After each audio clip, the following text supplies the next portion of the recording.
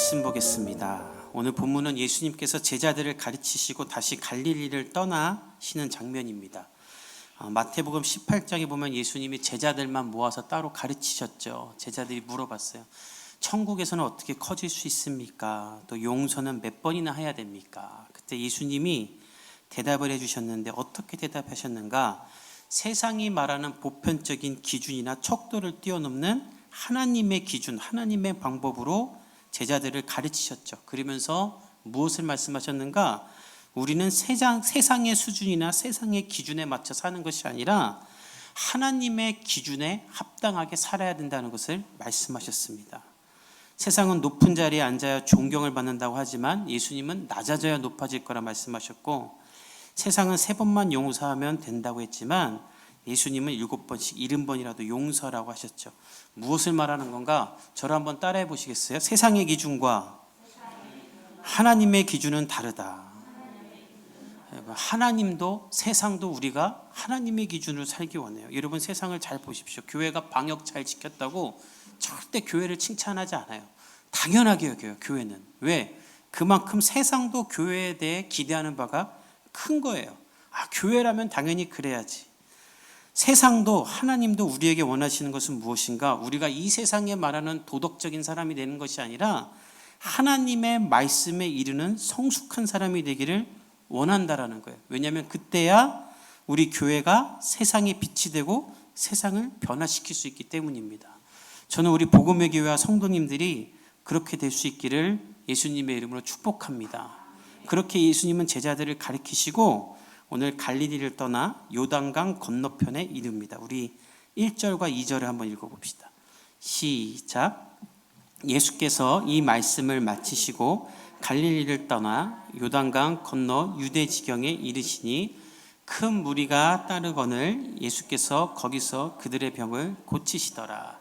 예수님은 변함없이 또 새로운 지방에 도착하십니다. 요단강 건너 유대 지경 베레아 지방이었죠. 이곳에 도착하셨어요. 근데 도착하자마자 무슨 일이 일어나는가? 큰 무리가 따라와요.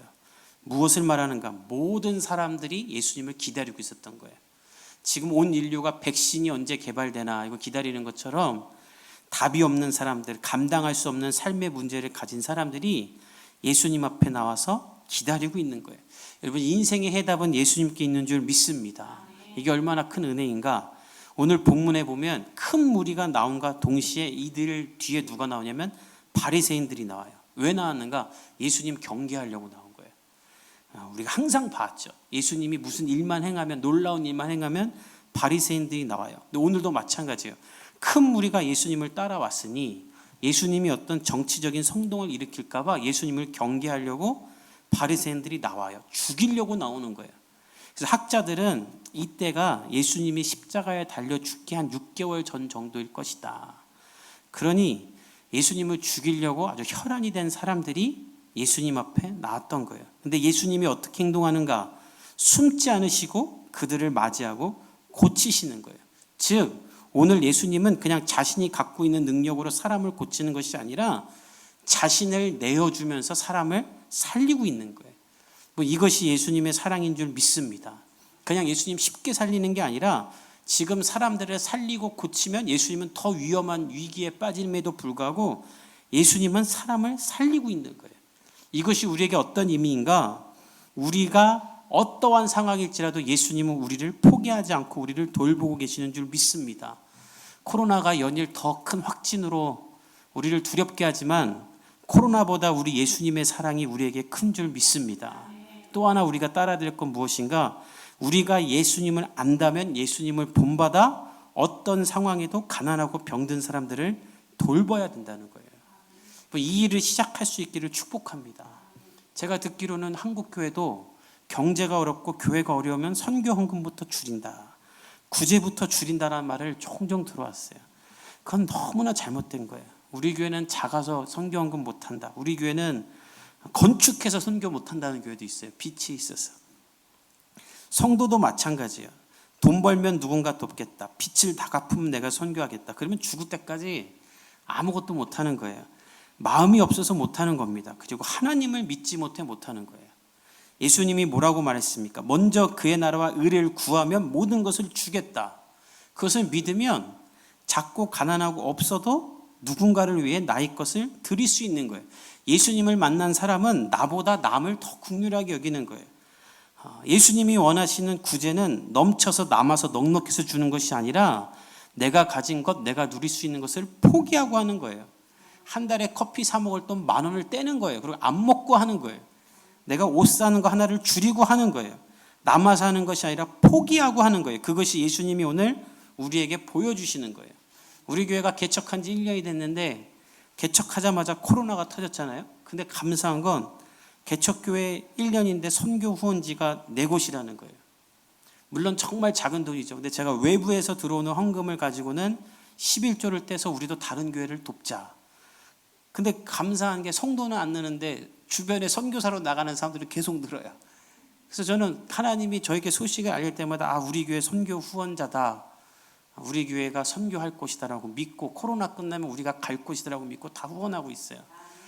재소자 자녀들도 인도네시아도 다문화 가정도 또 레바논에 최근에 저랑 같이 사역했던 목사님이 이 코로나로 난리인 중에 난민들을 돌보러 가셨어요. 그리고 또 놀라운 건 제가 개척하자마자 제 고등학교 선배였던 목사님이 자기 교회 얘기해서 그 교회가 우리 교회를 지난 1년 동안 이렇게 도와주셨어요.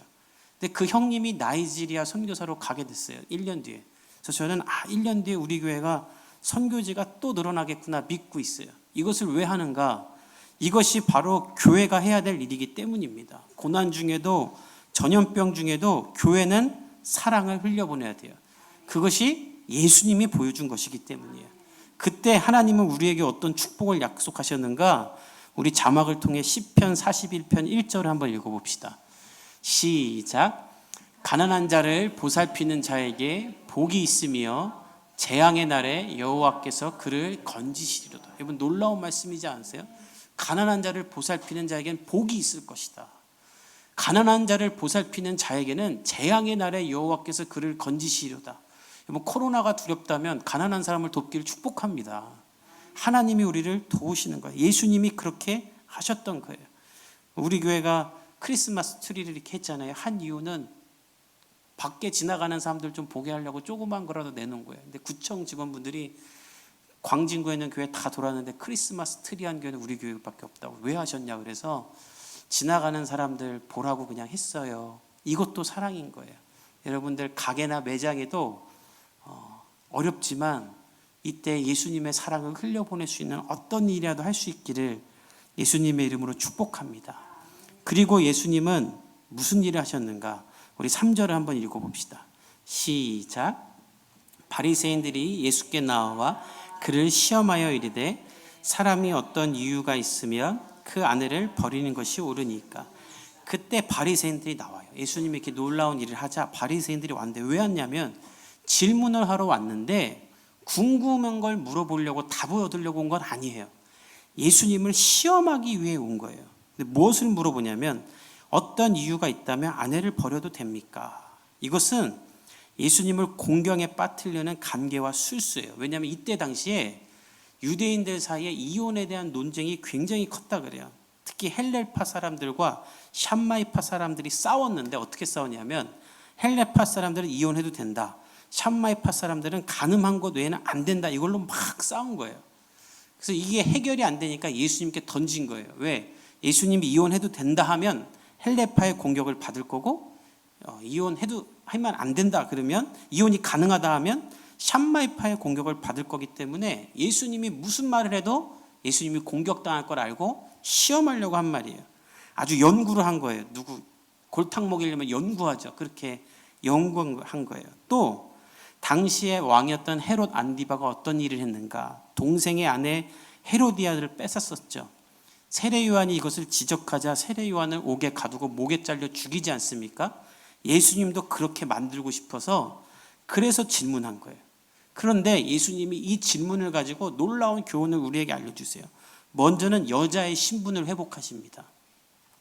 오늘 이 바리새인들의 질문을 한번 보세요. 3절에 여자의 사회적 신분을 알 수 있어요. 어떻게 묻냐면 어떤 이유가 있으면 아내를 버려도 됩니까?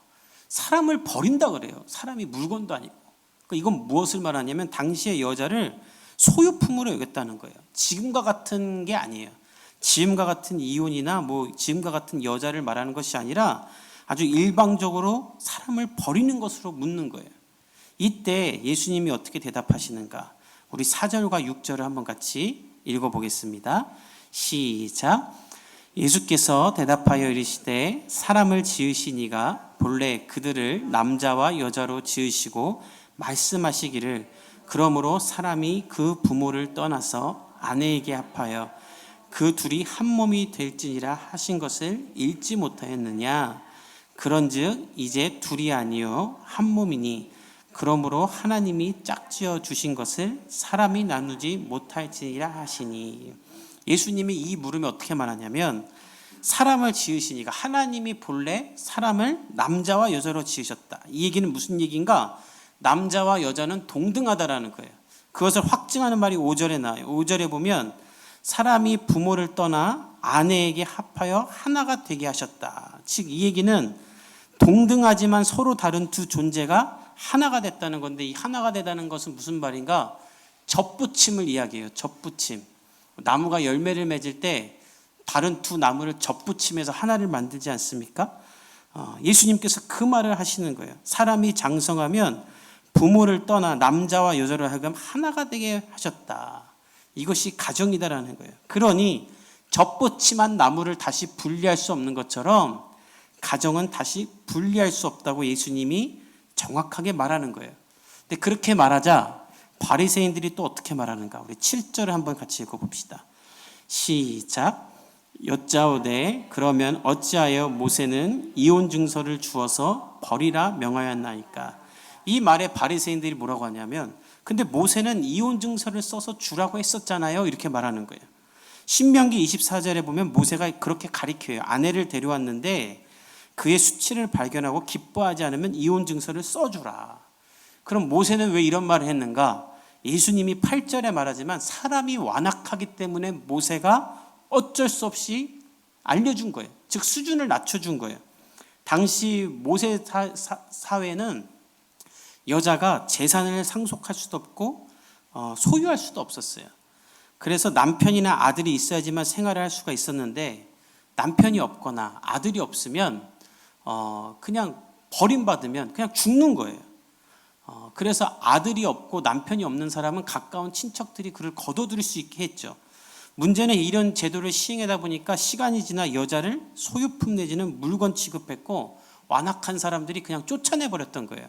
그러자 모세가 그렇게 쫓아내지 말고 이혼 증서를 써줘서 다른 데 시집을 갈 수 있도록, 즉 여자를 보호할 수 있도록 만들어준 장치였어요. 근데 그것이 시간이 지나자 이들이 그냥 여자를 버리는 수단으로 악용했던 거예요. 그래서 예수님이 대답하십니다. 우리 8절에서 9절을 한번 같이 읽어봅시다. 시작. 예수께서 이르시되 모세가 너희 마음의 완악함 때문에 아내 버림을 허락하였거니와 본래는 그렇지 아니하니 내가 너희에게 말하노니 누구든지 음행한 이유 외에 아내를 버리고 다른 데 장가드는 자는 간음함이니라. 예수님이 분명히 말했어요. 그것은 본래 하나님의 뜻이 아니다. 다만 죄로 인해 악해진 사회 가운데 어쩔 수 없이 사회적 약자였던 여자를 보호하기 위해 마련한 최소한의 장치였다라고 예수님이 설명하는 거예요. 그래서 음행한 이유, 즉 여자가 먼저 다른 남자를 만나서 가정을 무너뜨린 행위 위에는 절대 여자를 버려서는 안 된다라는 거예요. 그러면서 예수님은 가정을 잘 지킬 수 있기를 말씀하셨죠. 이것이 오늘 우리에게 왜 중요한가? 가정이 다 무너진 세대이기 때문입니다. 가장 작은 단위이자 아름다운 공동체는 가정이죠.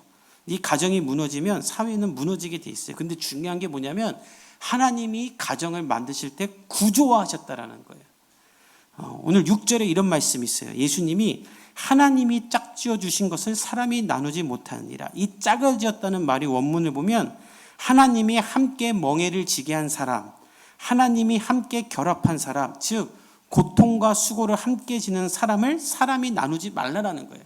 태초에 하나님이 천지를 창조하셨을 때 남자를 먼저 만드셨죠. 그리고 하나님이 무슨 말씀하셨냐면 남자가 혼자 있는 것이 좋지 못했다 그러셨어요.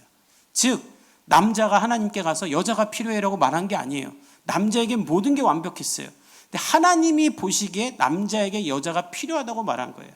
근데 재미있는 건 하나님이 해와 달과 별과 물고기와 동물들을 다 만든 다음에 무슨 말씀하셨냐면 다 보시기 좋았더라, 완벽했어요. 근데 사람만 여자가 더 필요하다고 말씀하셨던 거예요. 그리고 함께 수고하며 고통을 이겨낼 동역자인 여자를 만들어서 가정을 만들었어요. 이것을 사람이 나눌 수 없다. 이것은 절대적인 금지를 하나님이 말씀하시는 거죠. 근데 문제는 죄가 들어오자 이것이 다 무너졌던 거예요. 그리고 가정마다 파괴되고 어려움이 있어서 역기능적 가정에서 태어난 사람들이 또 역기능적인 사회를 만드는, 그래서 죄로 물든 세상이 우리의 세상이 된 거죠. 사단이 이것을 어떻게 이용하는가? 동성애를 이용해서 남자와 남자가 결혼을 하고 여자와 여자가 결혼을 하고 그 사이에서 아이를 입양해서 키워도 되는 세상을 만든 거예요. 그럼 그런 가정에서 태어난 아이들이 과연 건강한가? 며칠 전에 우리나라에 9시 뉴스에서 나왔을 만큼 큰 이슈가 됐던 것이 있어요.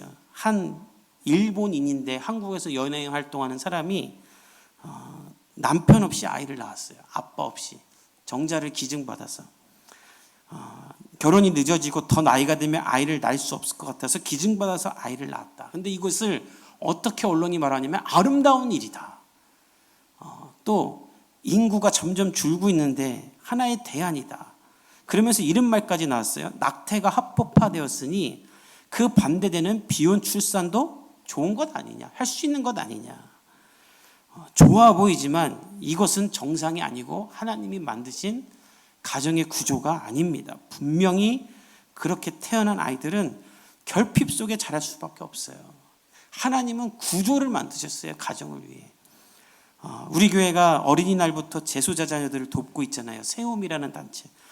제가 최근에 그 단체를 통해 한 데이터를 보고받았는데 무엇을 받았냐면 일반적으로 수용자들이 재수감되는 비율이 25.7%나 된다 그래요. 그러니까 4명 중에 1명은 전과자가 돼서 다시 감옥에 가는 거예요. 근데 놀라운 게 뭐냐면 부모가 감옥에 있을 때 그 혼자 남은 아이를 경제적, 정서적으로 지원을 해주면 부모가 출소한 다음에 다시 수감되는 비율이 5.7%까지 나눠진다는 거예요. 놀라운 거예요.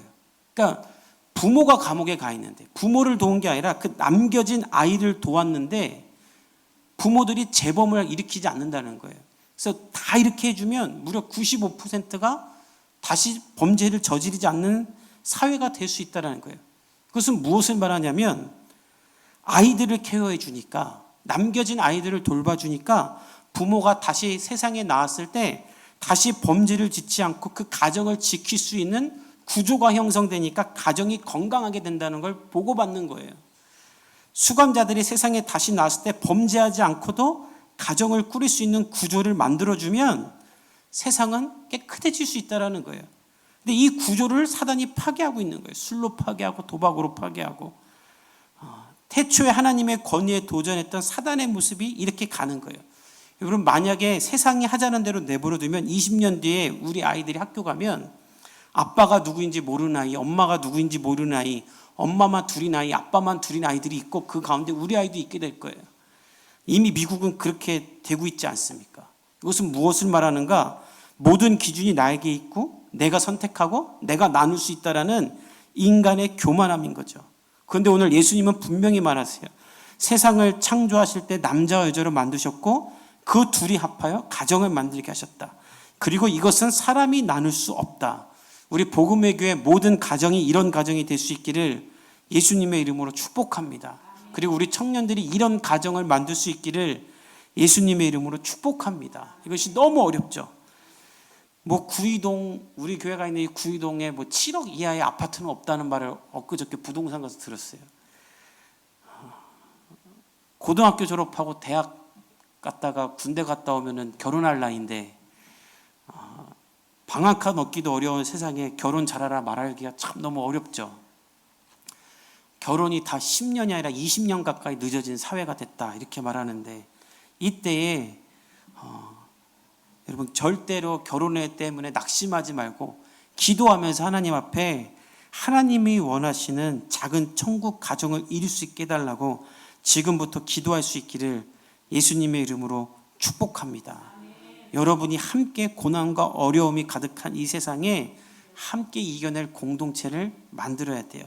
또 이미 결혼하신 분들, 가정을 다 이루신 분들은 여러분의 자녀와 우리 복음의 청년들이 이런 가정을 이룰 수 있도록 중보할 수 있기를 예수님의 이름으로 축복합니다. 축복이죠.